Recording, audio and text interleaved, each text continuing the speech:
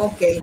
Bueno, primeramente, gracias a la Asociación de Estudiantes de Medicina de Bolívar por esta maravillosa oportunidad de presentar esta videoconferencia que espero que sea de mucha utilidad para todos ustedes, principalmente porque sabemos que ustedes necesitan presentar una tesis para su graduación como requisito para graduarse.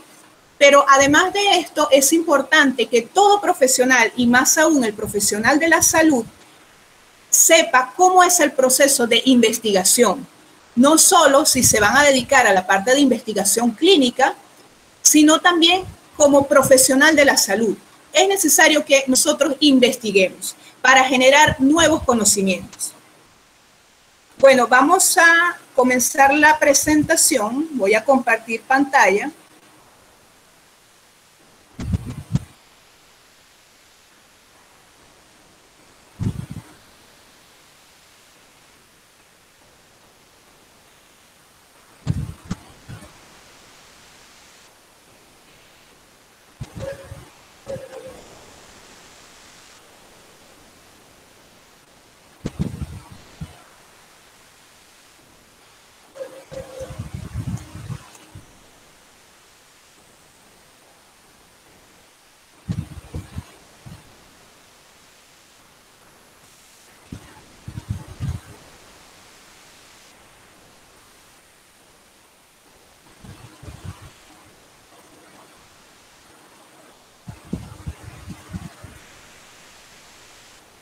Perfecto. ¿Sí ven la presentación? ¿Me confirman, por favor? Aún no se ve. Esperemos un momento a ver. Ok.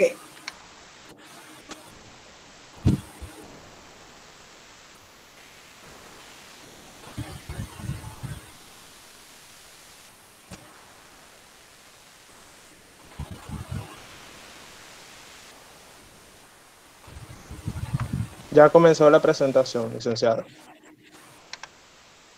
Perfecto.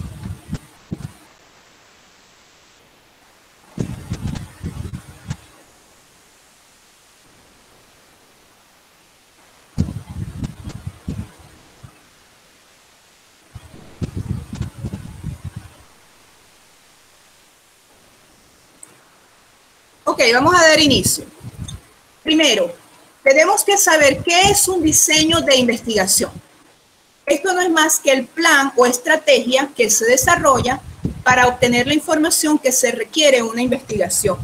Es decir, toda esa planificación que nosotros realizamos para comenzar con un problema, que sería nuestro punto o tema de investigación, y finalizar con una conclusión o con un nuevo conocimiento. Recuerden que la finalidad de hacer investigación es generar nuevos conocimientos. Entonces, todo eso lo llamamos diseño de investigación, ese plan o estrategia. Pueden observar el diagrama de flujo de un proyecto de investigación. Ustedes identifican un problema, investigan. Cuando hablamos aquí de investigar es adentrarnos en ese problema y también hacer la correspondiente investigación bibliográfica. Buscamos separatas, buscamos literatura, todo lo referente a ese problema que es nuestro objeto de estudio.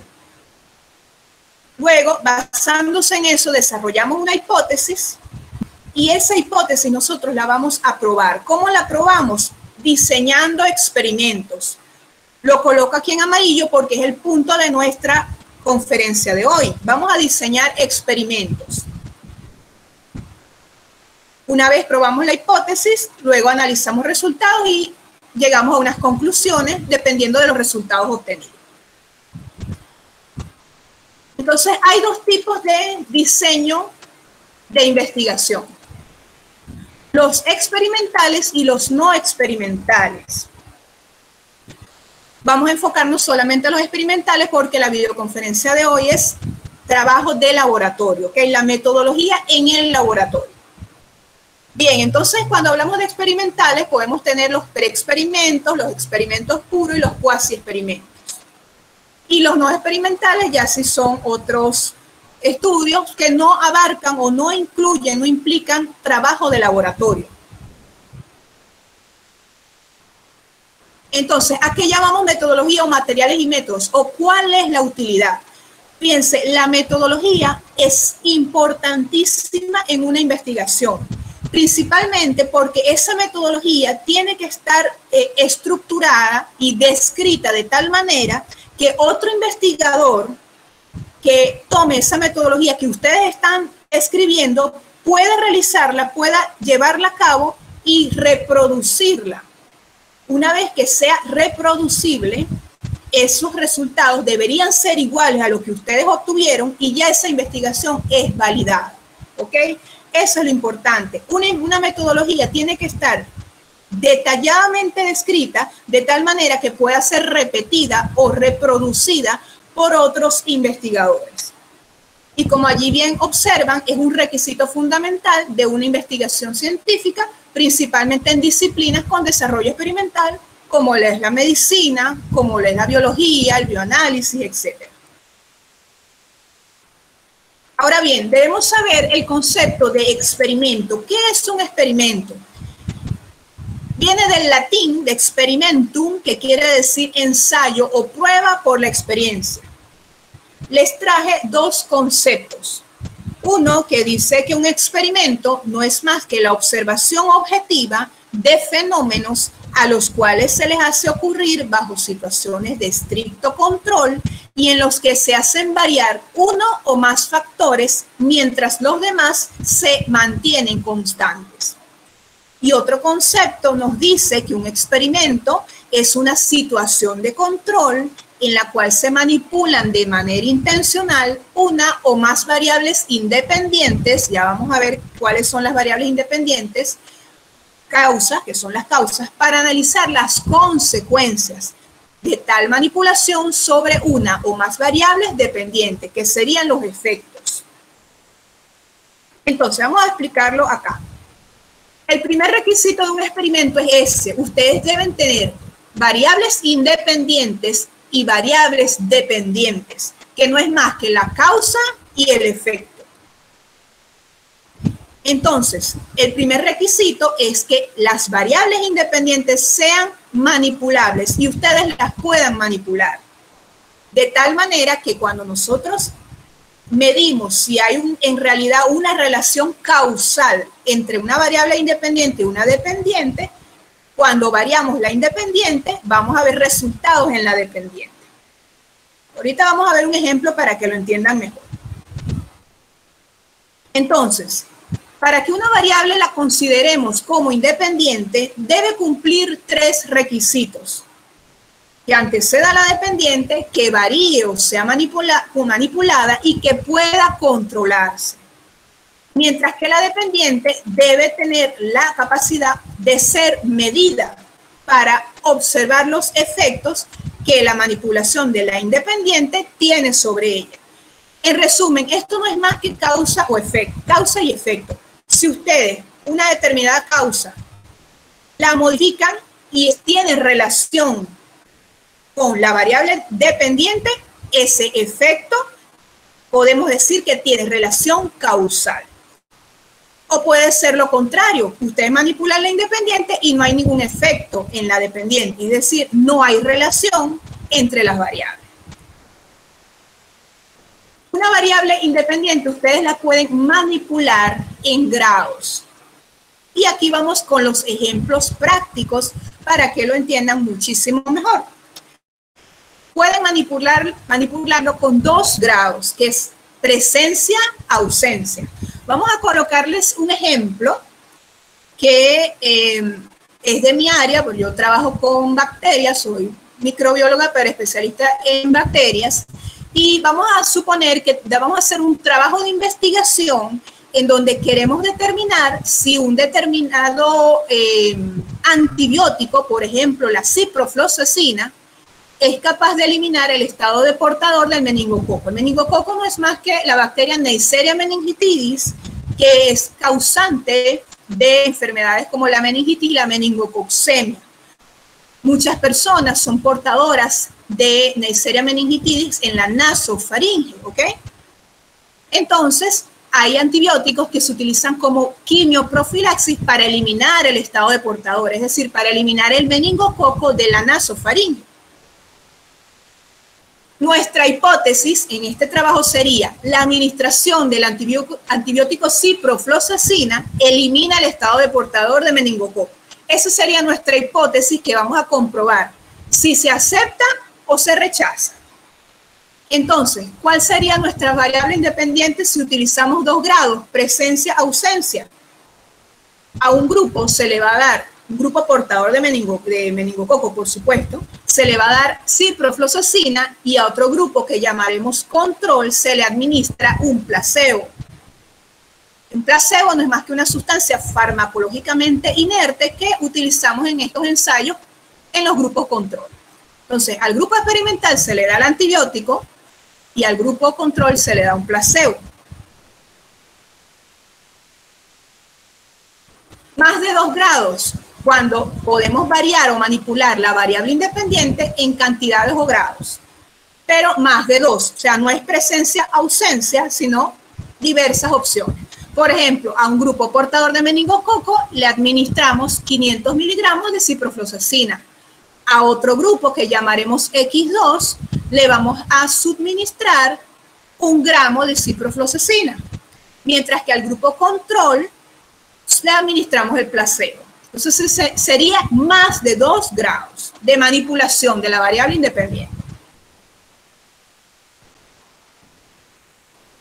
Y aquí sería más bien modalidades diferentes de la variable sin que implique cambio o modificación de la cantidad. Esto sería como diversos tipos de ciprofloxacina. Puede ser diversas marcas, como el ejemplo que les coloqué acá. Un grupo de ciprofloxacina comercial y al otro una ciprofloxacina genérica, pero pudiera ser una marca determinada y a otro se le administra una marca de otro laboratorio. Eso sería manipulación en modalidades. Si observan lo que hemos visto hasta el momento, los ejemplos, estamos manipulando la variable independiente, ¿ok? Entonces, nuestra variable independiente aquí sería el portador de meningococo y en este caso lo que variamos es el antibiótico, ¿sí? Y también podemos hacer combinaciones entre grados y modalidades. Por ejemplo, un grupo de portador de meningococo se le administra ciprofloxacina de 500 miligramos genérica y a otro ciprofloxacina de 500 miligramos comercial y así. Vean que son hasta 5 grupos diferentes, ¿ok? Eso depende mucho de los objetivos que ustedes tengan como investigadores. Ahora bien, ¿cuál es el segundo requisito de un experimento? Como ya dijimos, debemos medir el efecto que tiene la manipulación de la variable independiente en la variable dependiente. Como nos señala Sampieri y colaboradores, en la planeación de un experimento, ustedes deben precisar cómo se van a manipular las variables independientes, pero también cómo medir las dependientes. ¿Cómo nosotros sabemos al final si esa manipulación o esos cambios que hicimos o esas combinaciones en grados, modalidades de ciprofloxacina, cómo nosotros sabemos si tienen efecto o no? Bueno, debemos medirlo. Medir ese efecto que sería medir nuestra variable dependiente. ¿Cómo lo hacemos en este caso? En este caso particular de este trabajo de investigación que hemos diseñado, vamos a determinar la presencia del meningococo en los participantes haciendo cultivo. Nosotros lo que hacemos es tomarle una muestra nasofaringea, cultivar, hacemos cultivos bacteriológicos y si ese individuo que tomó ciprofloxacina ya no tiene la bacteria, nosotros decimos que se eliminó el estado de portador. En caso de que el individuo que tomó placebo todavía tenga el meningococo, entonces decimos que continúa el estado de portador. Y así podemos asociar que la ciprofloxacina verdaderamente está eliminando el estado de portador, porque el grupo control que tomó placebo no tiene ningún cambio, sigue siendo portador. Eso sería un ejemplo sencillo de cómo hacer una investigación de un diseño experimental. Ok, algo muy importante que sería nuestro tercer requisito es cumplir con el control o validez interna. La validez interna es el grado de confianza que se tiene de los resultados del experimento, de manera que se interpreten adecuadamente y sean válidos. Y nosotros logramos eso cuando hay control. Ustedes siempre deben tener un control positivo, un control negativo en un trabajo de investigación. Y fíjense, como hicimos ahorita el ejemplo, el grupo control, el grupo experimental. Ese grupo control garantiza una validez interna de ese experimento. Porque, como ya les mencioné el ejemplo, nosotros podemos decir efectivamente que como el grupo control no tomó ciprofloxacina, entonces decimos que efectivamente la ciprofloxacina tuvo efecto en el grupo experimental, si no tuvo efecto en el control. Ese sería nuestro control o validez interna.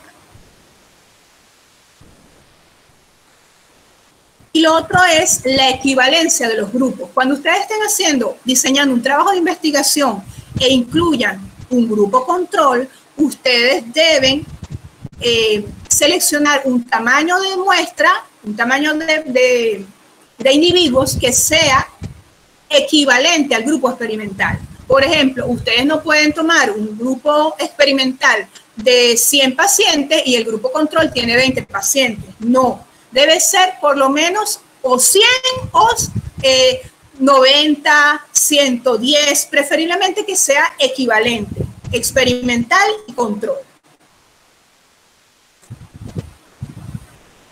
Ahora bien, aquí hay algo muy importante. ¿Cómo ustedes logran la equivalencia inicial?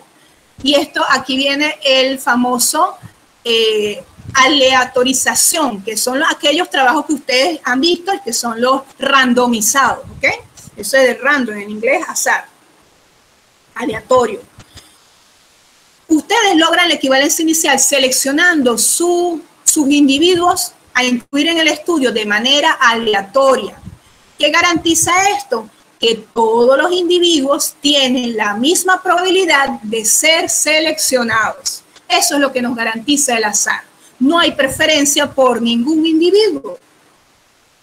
Como vemos en la diapositiva, es el método más preciso y confiable para hacer los grupos equivalentes. Algo muy importante, si ustedes seleccionan el grupo experimental al azar, el grupo control también debe ser al azar. Ojo con eso. Ahora bien, vamos a ubicarnos en los contextos de los experimentos. Y aquí hablamos de los experimentos de laboratorio. Nosotros en un laboratorio tenemos muchas ventajas porque podemos controlar diversas interferencias que pueden ocurrir.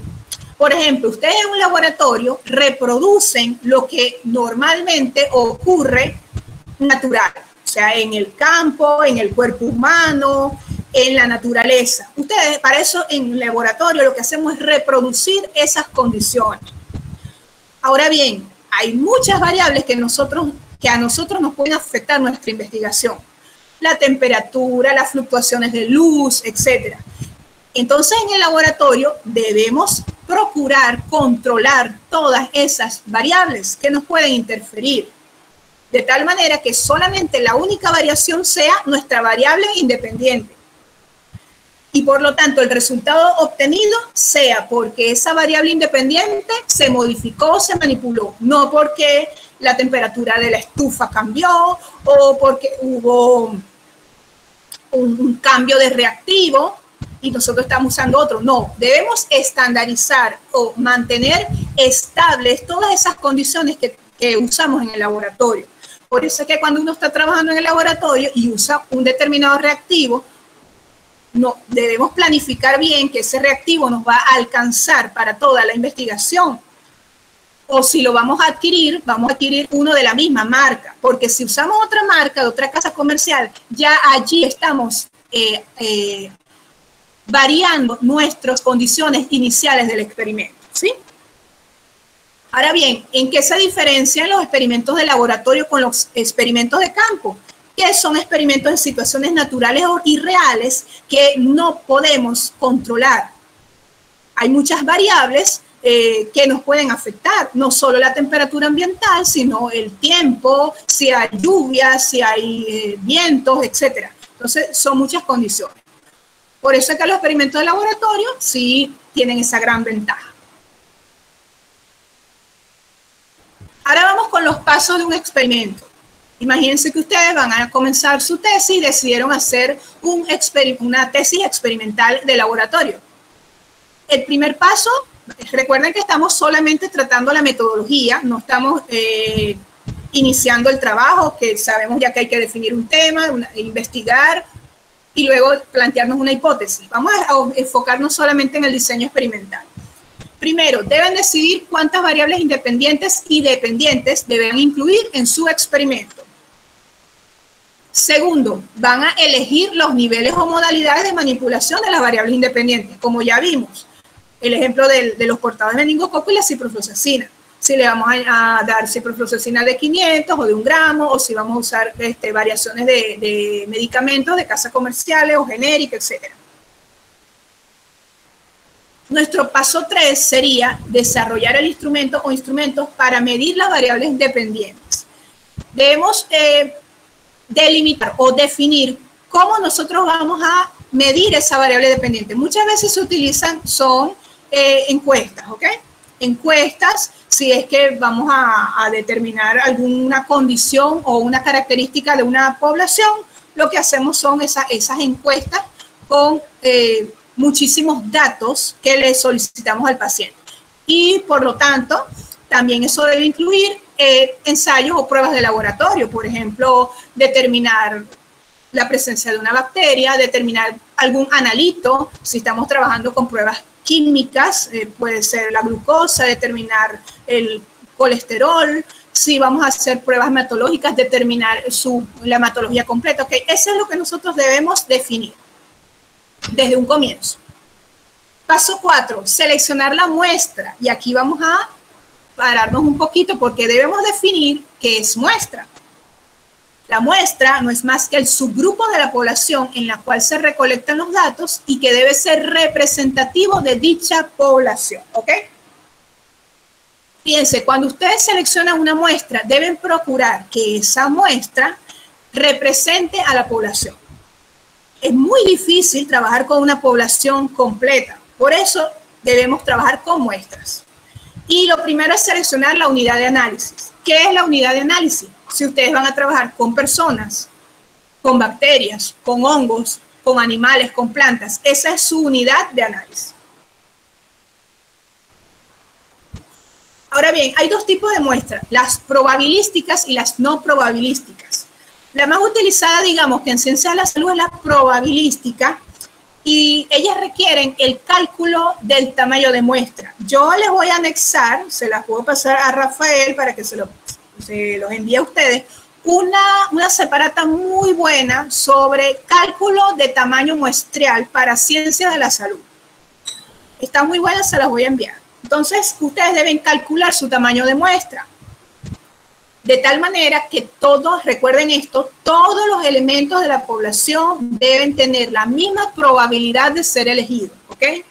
Por eso es que se utilizan muestras. Y muchas veces hay programas estadísticos que permiten calcular la muestra.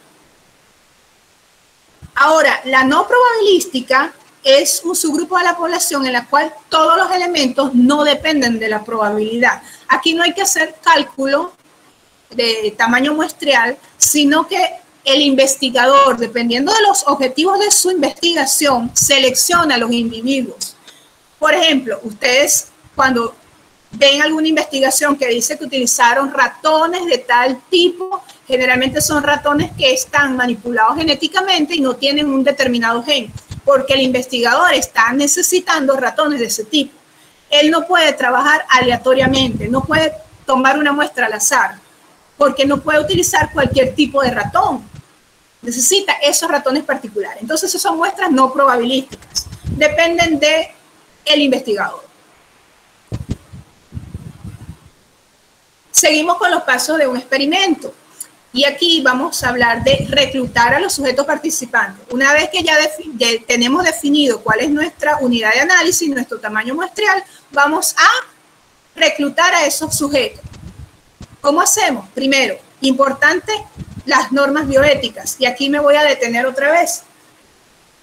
Ustedes, cuando están haciendo un trabajo de investigación con seres humanos, principalmente, como futuros profesionales de la salud, ustedes trabajan con seres humanos y ustedes no pueden obligar a ningún individuo a que participe en su investigación. Él debe darle un consentimiento informado.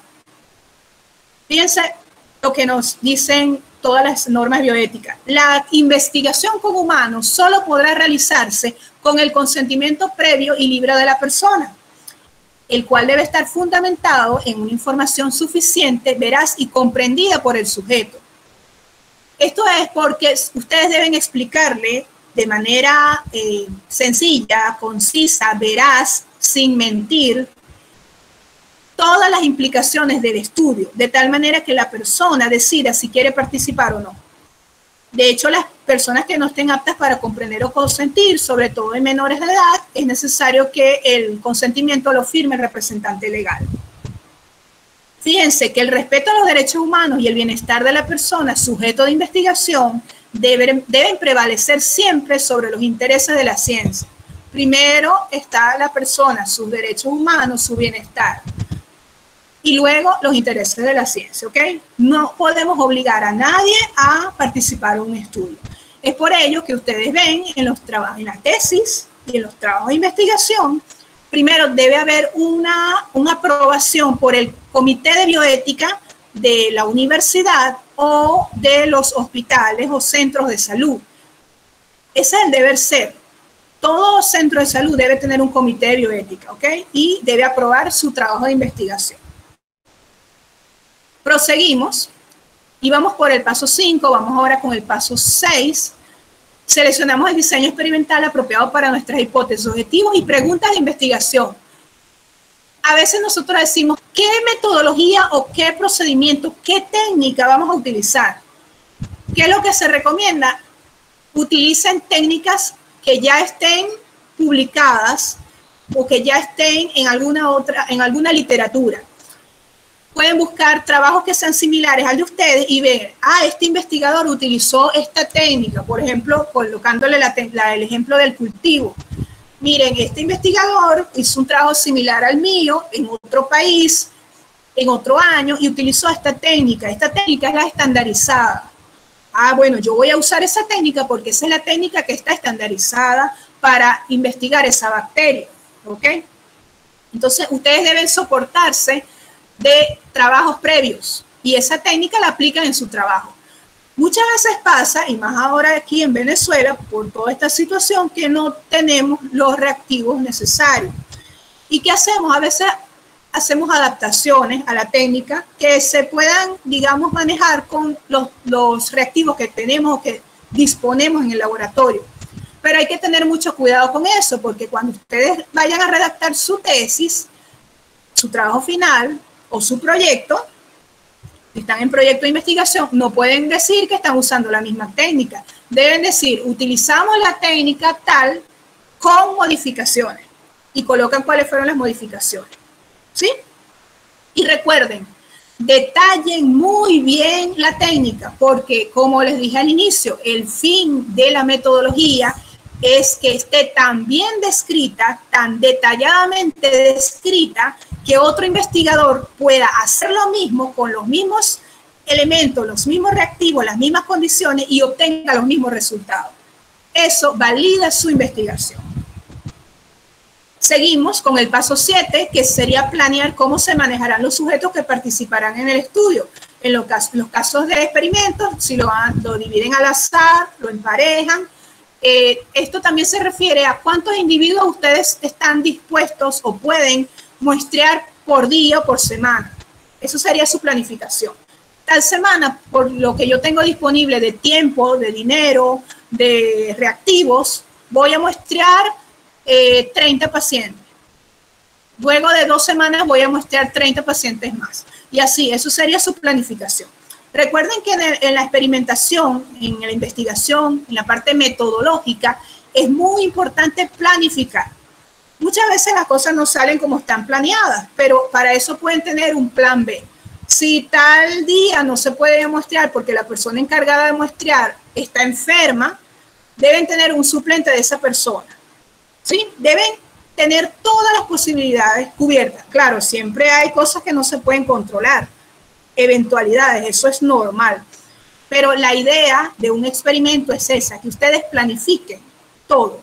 Y algo que les recomiendo, todo investigador debe tener un diario de trabajo, ¿ok? Ustedes todo lo que hagan deben anotarlo en ese diario. Ustedes llegan a su laboratorio, anotan su fecha, anotan si están haciendo un cultivo, por ejemplo, anotan la temperatura que tiene la incubadora, anotan el resultado, todo lo que están observando, ustedes lo anotan. Las eventualidades las anotan en su diario de trabajo. Y ese diario deben guardarlo muy bien, por supuesto, porque es muy valioso y finalmente les va a hablar de los resultados obtenidos y cómo se deben analizar al final.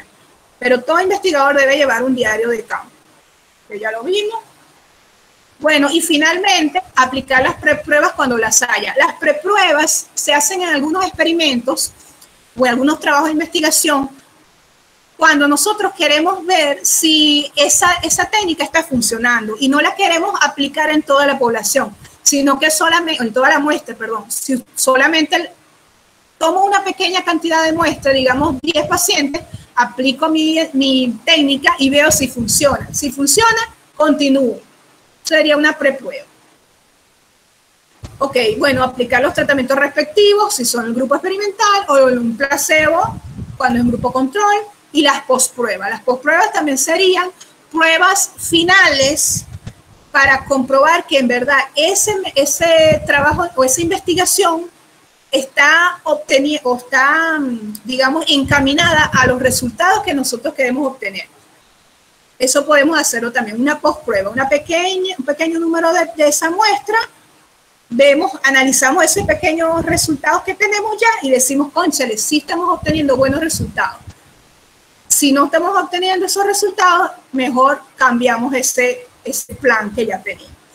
Bueno, ya lo final es analizar los resultados, que ya eso sí sería otra etapa de ese diagrama de flujo que vimos al inicio, ¿sí? Analizar, luego ver si las hipótesis si se aceptan, se rechazan, hacer nuestro análisis estadístico, discutir, concluir y escribir y entregar nuestro trabajo de investigación.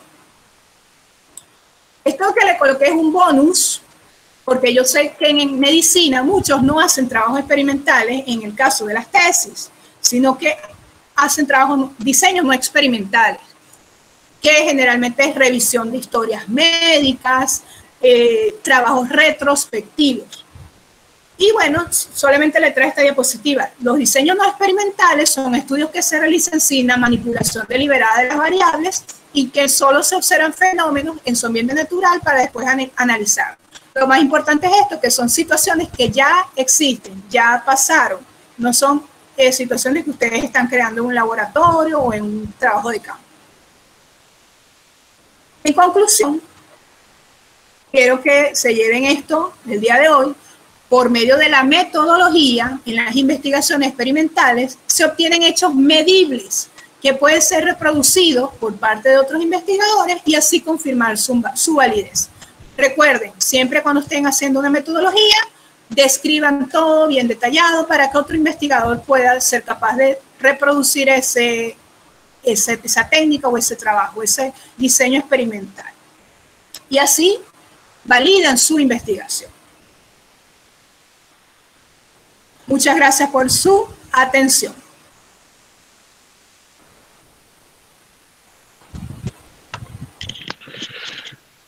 Muy agradecidos porque nos regaló un poco de su tiempo, licenciada Diani. De verdad, fue una ponencia excelente. Gracias por regalarnos un poquito de tiempo, seguir en la formación de los estudiantes de Ciencias de la Salud, no solo de nuestra universidad, también de otras, ya sea a nivel de nuestro país o fuera de ella. A continuación, si alguno desea realizar alguna pregunta, es libre de encender su micrófono, escribirlos por el chat.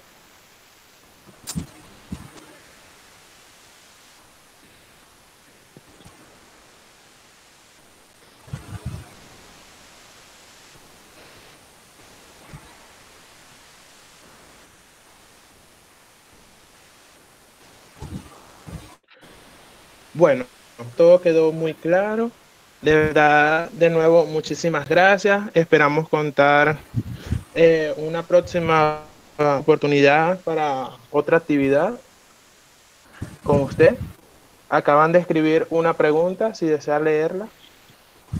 Ya la voy a ver. Ok. Ok, me preguntan acá que si hay alguna referencia bibliográfica para llevar un diario de campo ordenado. Cónchale, la verdad que referencia bibliográfica para llevar diario de campo no la tengo. Por mi experiencia, no, yo simplemente un cuaderno como un diario tal cual. Eso sí, me estipulo desde el inicio qué voy a anotar en ese diario.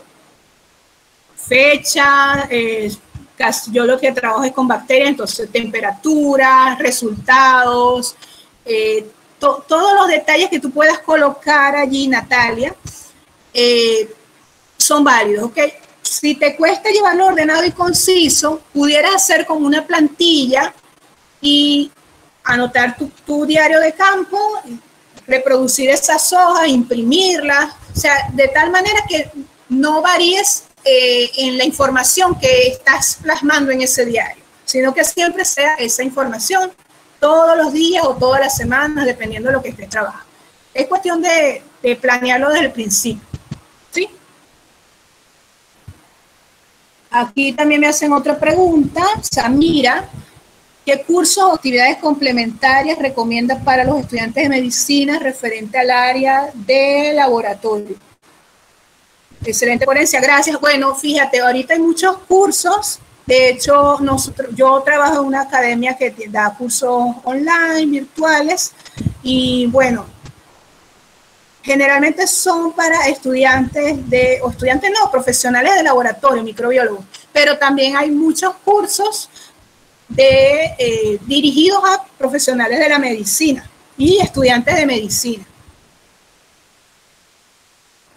Rafael, quería compartirles la separata, ¿cómo hago? Te la hago llegar, la de muestreo, la de muestras, cálculo de muestras. Licenciada, usted me la hace llegar y yo se las paso por el grupo. Les agradecería que no se salieran del grupo de WhatsApp para enviarle por allí toda la información. De nuevo, muchas gracias por contar con su apoyo. Gracias a todos los participantes por su tiempo también y haber participado en la actividad. Creo que así concluiríamos con la actividad. Le pasaré por el chat Instagram de la licenciada, donde publica periódicamente información referente a distintos, en especial a la parte de microbiología, y allí pueden darse un vistazo de toda la información que muy buena ella comparte. Bueno, muchas gracias por la oportunidad y estamos a la orden para otra presentación. Perfecto, muchísimas gracias. La información de los cursos, esos también lo publica la licenciada por su Instagram. Gracias a todos. Nos vemos en una próxima oportunidad. Gracias, licenciada. Gracias, hasta luego. Hasta luego.